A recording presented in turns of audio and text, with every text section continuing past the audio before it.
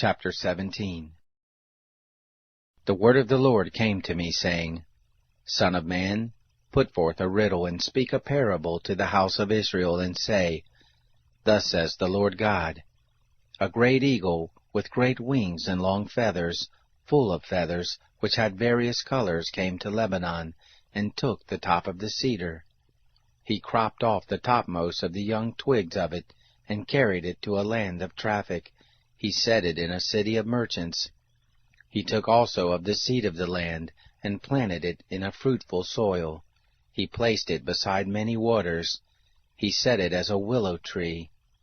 It grew and became a spreading vine of low stature, whose branches turned toward him, and the roots of it were under him, so it became a vine, and brought forth branches, and shot forth sprigs. There was also another great eagle with great wings and many feathers. And behold, this vine did bend its roots toward him, and shot forth its branches toward him from the beds of its plantation, that he might water it. It was planted in a good soil by many waters, that it might bring forth branches, and that it might bear fruit, that it might be a goodly vine. Say you, Thus says the Lord God, Shall it prosper? Shall he not pull up the roots of it, and cut off the fruit of it, that it may wither, that all its fresh-springing leaves may wither? And not by a strong arm or much people can it be raised from the roots of it. Yes, behold, being planted, shall it prosper?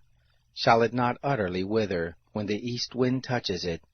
It shall wither in the beds where it grew. Moreover, the word of the Lord came to me, saying, Say now to the rebellious house, Don't you know what these things mean?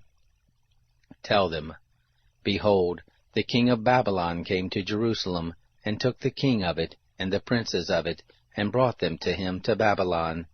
And he took of the royal seed, and made a covenant with him.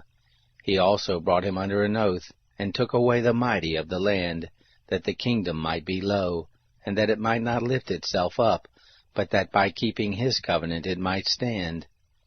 But he rebelled against him in sending his ambassadors into Egypt, that they might give him horses and much people. Shall he prosper? Shall he escape who does such things? Shall he break the covenant and yet escape?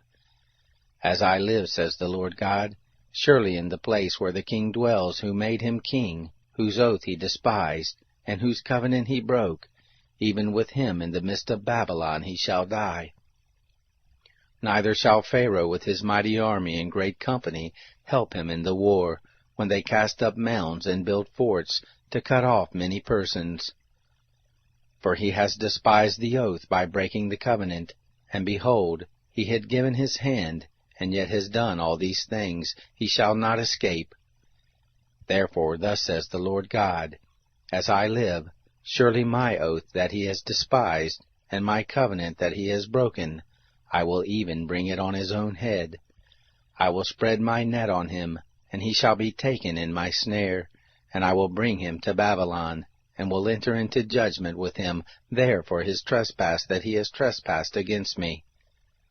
All his fugitives and all his band shall fall by the sword, and those who remain shall be scattered toward every wind, and you shall know that I, the Lord, have spoken it. Thus says the Lord God, I will also take of the lofty top of the cedar, and will set it.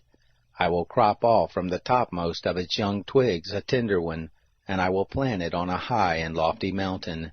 In the mountain in the height of Israel will I plant it, and it shall bring forth boughs, and bear fruit, and be a goodly cedar, and under it shall dwell all the birds of every wing. In the shade of the branches of it they shall dwell. All the trees of the field shall know that I, the Lord, have brought down the high tree, and have exalted the low tree, have dried up the green tree, and have made the dry tree to flourish.